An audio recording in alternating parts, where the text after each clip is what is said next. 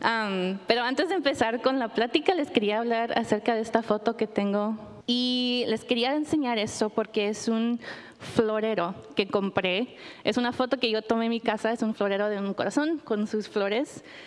Y me acuerdo que llegó a la casa y lo saqué de la caja y lo estaba viendo y dije, qué bonito se ve. Es un corazón rojo, se ve bien bonito. Lo puse en la mesa, le puse las flores y luego sale mi esposo de su oficina y lo ve y me dice, ¿qué es eso? Se ve como un corazón real, ¿por qué lo tienes en la mesa? Y yo, pero se ve muy bonito, me encanta cómo se ve.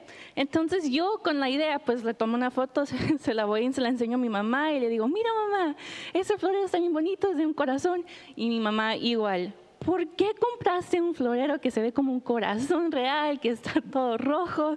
Y lo hice lo mismo con mi papá y mi papá, mira, compré este florero. Y mi papá, se ve como un corazón real. Entonces todos se quedaron con la cara de que, ¿por qué compraste esto? Y al fin tuve que quitar lo de la mesa. Entonces, si vas a mi casa, ya no lo tengo en la mesa, pero lo tengo ahí en la sala, ahí escondidito.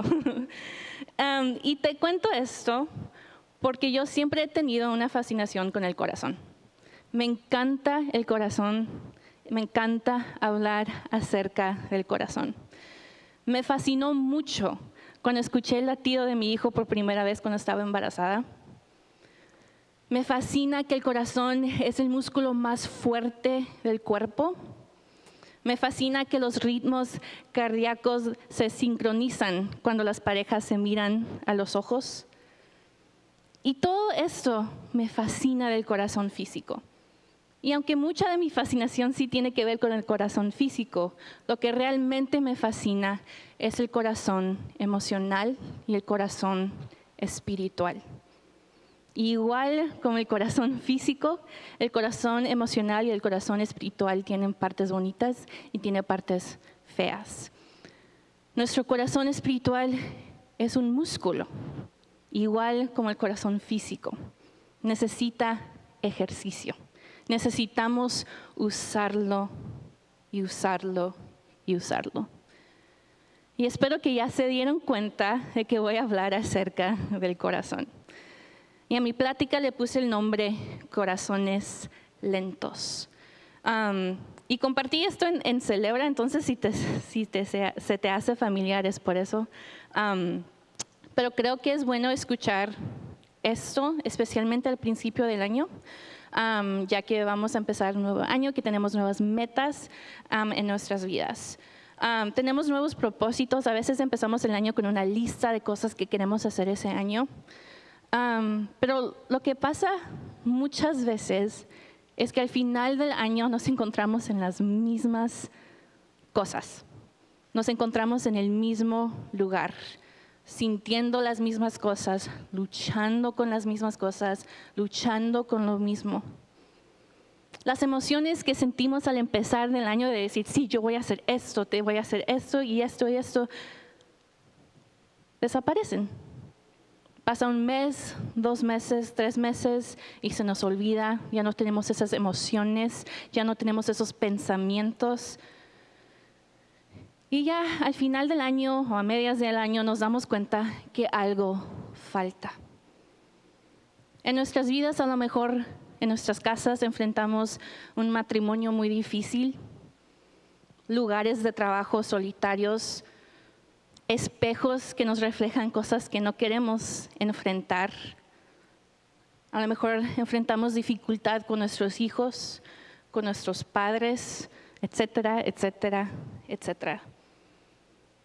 Y caemos en un patrón de aplicar soluciones superficiales a problemas profundos.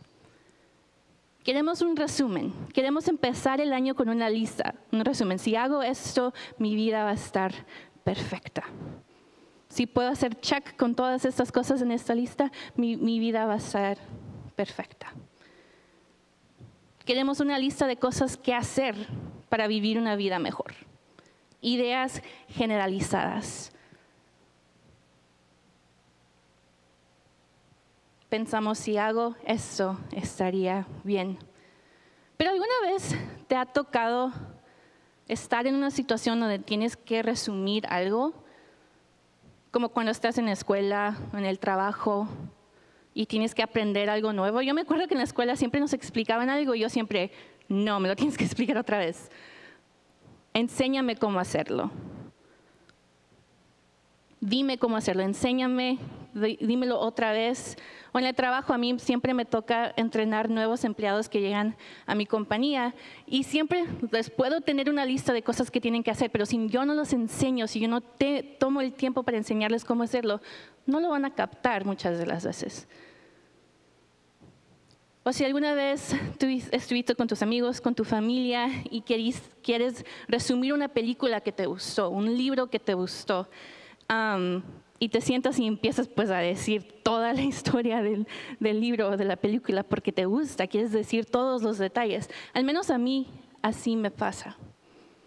Se nos hace difícil resumir nuestras propias vidas, nuestras propias experiencias.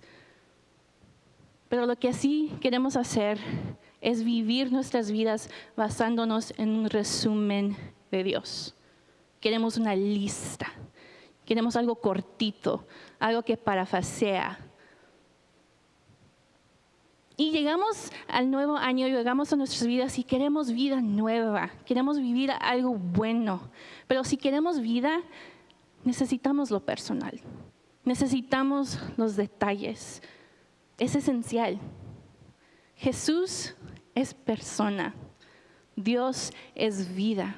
Y no podemos vivir nuestra vida como si Dios fuera simplemente una idea. Y la verdad es que sí tratamos a Dios como una idea. Y luego nos preguntamos, ¿por qué no hay cambio en mi vida? ¿Por qué no hay cambios eternos que impactan mi vida? Y la única manera que podemos experimentar la vida que Dios quiere para nosotros es saber la verdad de quién es Dios y lo que ha hecho por nosotros. Poner nuestros ojos en Jesús es como somos transformados. El cambio viene a través de Él y se perfecciona en Él. Y el día de hoy quiero basarme en esta historia que encontramos en Lucas 24, del 13 al 25. Y está un poco largo, entonces aguántenme mientras lo leo. Y esta parte ocurre después de que Jesús ya había resucitado. Dice, ese mismo día, 2 de los seguidores de Jesús iban a Emaús, un pueblo a 11 kilómetros de Jerusalén. Mientras conversaban de todo lo que había pasado, Jesús se les acercó y empezó a caminar con ellos, pero ellos no lo reconocieron. Jesús les preguntó, ¿de qué están hablando por el camino? Los 2 discípulos se detuvieron, sus caras se veían tristes y uno de ellos, llamado Cleofas, le dijo a Jesús, ¿eres tú el único en Jerusalén que no sabe lo que ha pasado en estos días? Jesús preguntó, ¿qué ha pasado? Ellos le respondieron, lo que le han hecho a Jesús, el profeta de Nazaret. Para Dios y para la gente Jesús hablaba y actuaba con mucho poder, pero los sacerdotes principales y nuestros líderes lograron que los romanos lo mataron, clavándolo en una cruz. Nosotros esperábamos que Él fuera el libertador de Israel, pero ya hace 3 días que murió. Esta mañana algunas de las mujeres de nuestro grupo nos dieron un gran susto. Ellas fueron muy temprano a la tumba y nos dijeron que encontraron el cuerpo de Jesús. También nos contaron que unos ángeles se les aparecieron y les dijeron que Jesús está vivo. Algunos hombres del grupo fueron a la tumba y encontraron todo tal como las mujeres habían dicho, pero ellos tampoco vieron a Jesús. Y Jesús les dijo, qué torpes son ustedes. Les dijo, ¿por qué son tan lentos para creer todo lo que enseñaron los profetas? ¿No sabían ustedes que el Mesías tenía que sufrir antes de subir al cielo para reinar? Luego Jesús les explicó todo lo que la Biblia decía acerca de Él. Empezó con los libros de la ley de Moisés y siguió con los libros de los profetas. Cuando se acercaron al pueblo de Emaús, Jesús se despidió de ellos, pero los discípulos insistieron: quédate con nosotros. Ya es muy tarde y pronto el camino estará oscuro. Jesús se fue a la casa con ellos. Cuando se sentaron a comer, Jesús tomó el pan, dio gracias a Dios, lo partió y se lo dio a ellos.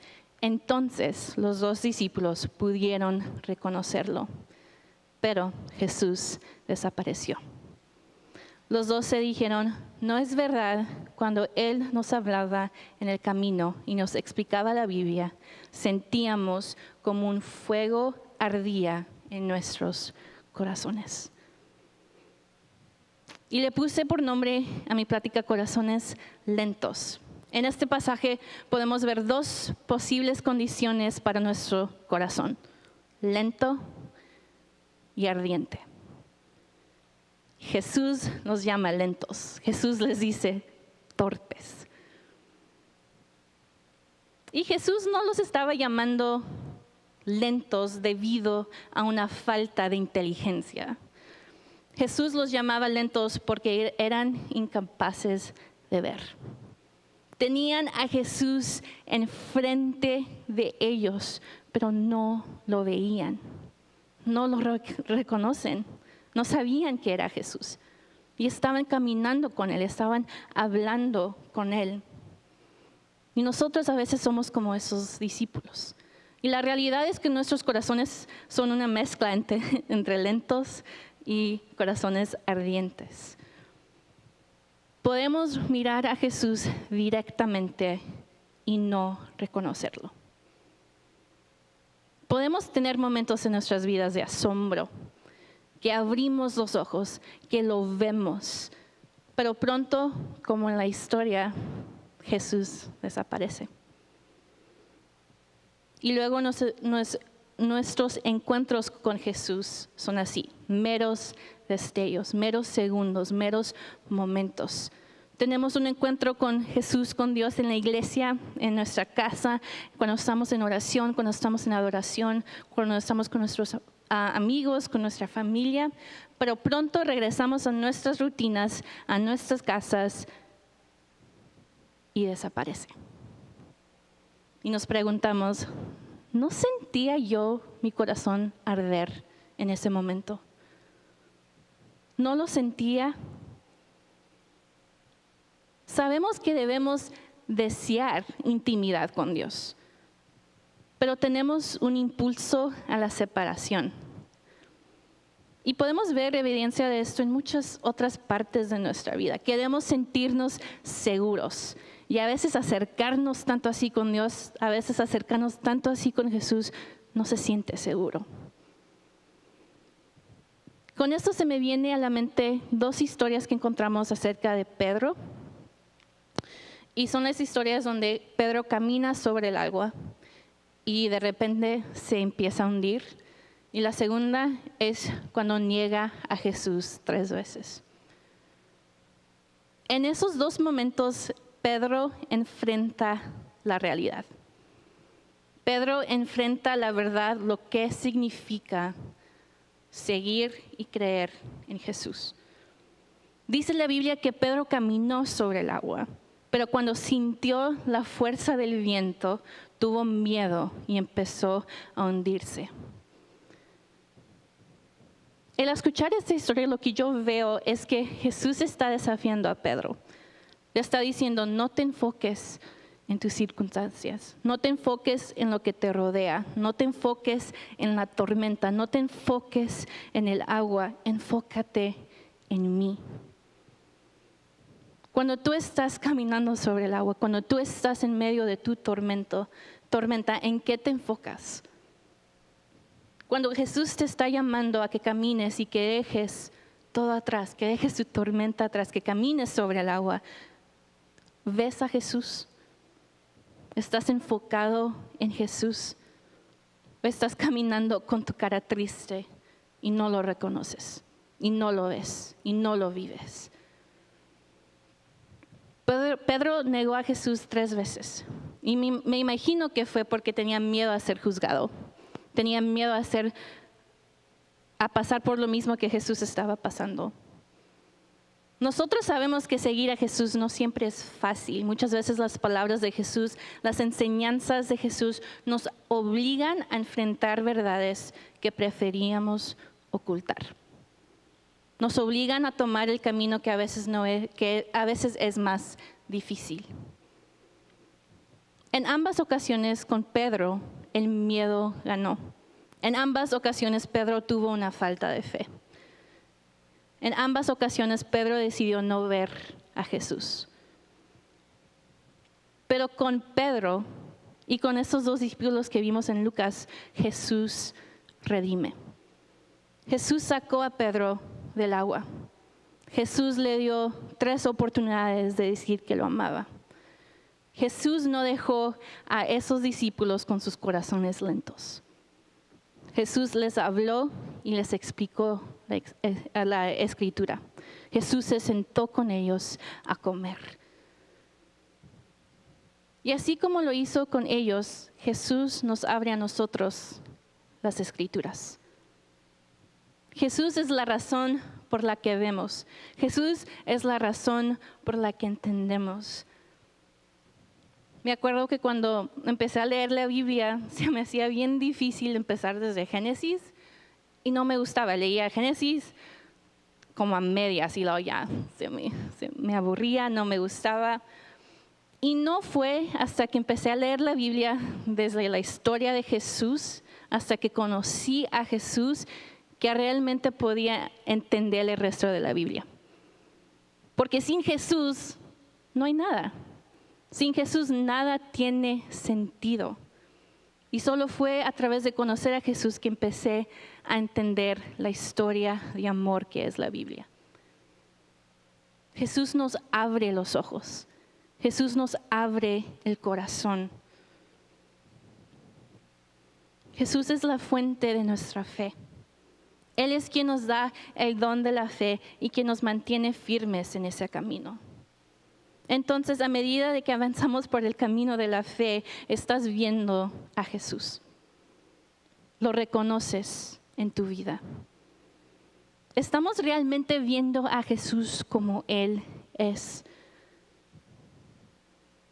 Porque para ser honesta contigo, no cada vez que veas a Jesús será algo bonito. No siempre que veas a Jesús será Él diciéndote que tienes la razón. No siempre será Él abrazándote. A veces pintamos un cuadro de quién es Jesús y es un cuadro muy, muy chiquito. Es un cuadro muy, muy seguro. Un cuadro donde Jesús está siempre de acuerdo contigo. Pero Jesús no es seguro todo el tiempo. A veces Jesús es peligroso. Y quiero explicar esto un poquito más, porque claro que Jesús es seguro. Claro que podemos correr a Jesús, que podemos estar en Él. Él dio su vida por nosotros. Claro que es seguro. Pero tenemos que dejar de ver a Jesús como alguien que podemos usar. Como alguien que nada más podemos usar para escondernos. Me acuerdo que cuando estaba chiquita leía los libros de Narnia. Y para los que no han leído esos libros o no han visto las películas, en Narnia hay un león que se llama Aslan, que representa a Jesús. Y hay unos niños que llegan a Narnia y están escuchando acerca de Aslan. Y así va esta conversación. Le dicen a los niños, si hay alguien que pueda presentarse ante Aslan sin que le tiemblan las rodillas, o es más valiente que nadie en el mundo, o es simplemente un tonto. Entonces, ¿es peligroso?, dijo Lucía. Peligroso. ¿No oyeron lo que dijo la señora Castora? ¿Quién ha dicho algo sobre peligro? Por supuesto que es peligroso, pero es bueno. Él es el rey, les aseguro. Peligroso. Cuando yo leí eso, lo que se me viene a la mente es las diferentes formas en que Jesús es peligroso en mi vida. Y les digo que Jesús es un peligro a mi comodidad. Jesús es un peligro a mis excusas. Jesús es un peligro para mi odio. Jesús es un peligro a mis prejuicios. Es un peligro a mis problemas.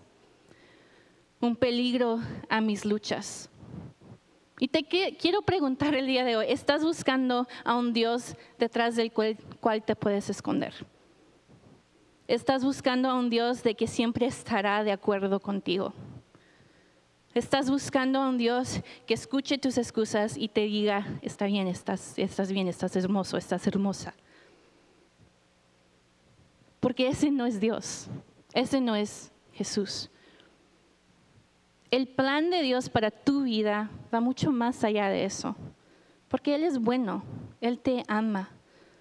El amor de Dios por ti es tan vasta que su plan para tu vida es mucho más que eso. El plan de Dios no es tratarnos a nosotros como que si fuéramos delicados. Su plan para nuestras vidas no es dar soluciones superficiales a problemas profundos. El plan de Dios para tu vida no es que consigas el mejor lugar para estacionarte cuando vas al supermercado. El plan de Dios para tu vida no es que tus cosas favoritas estén en oferta.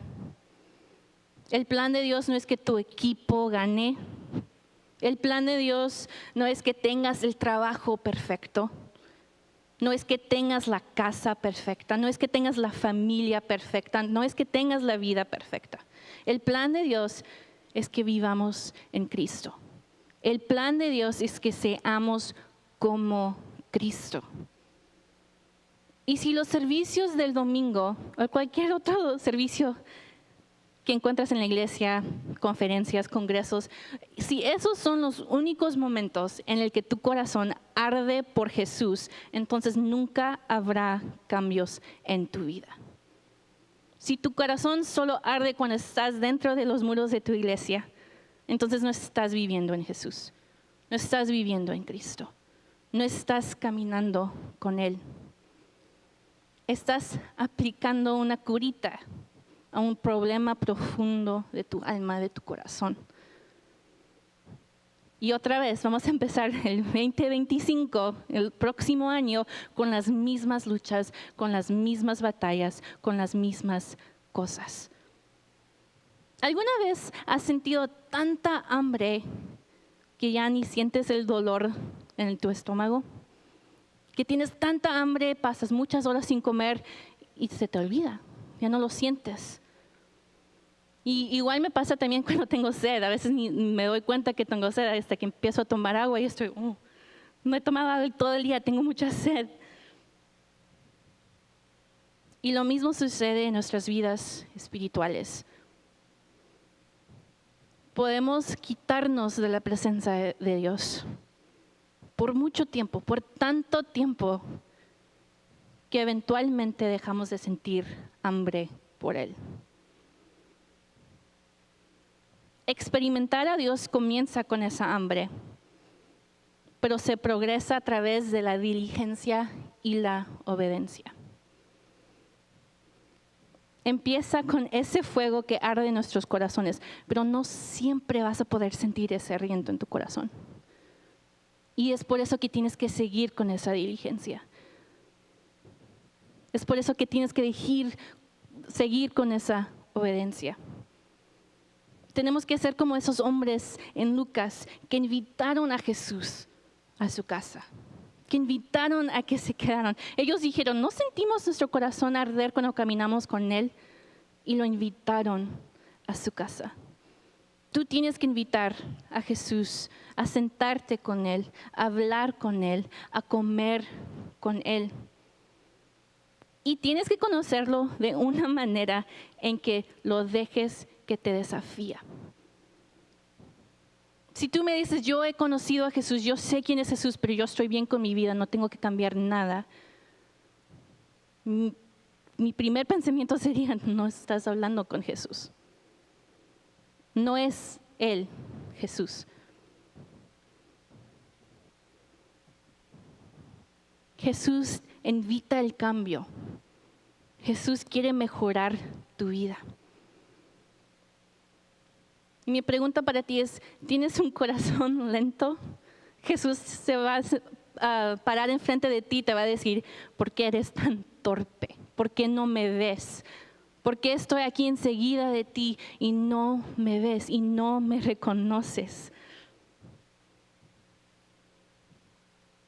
O te va a decir, tú tienes un corazón ardiente por mí y me invitas a tu casa a comer y a sentarme y ahí me vas a reconocer, ahí me vas a ver.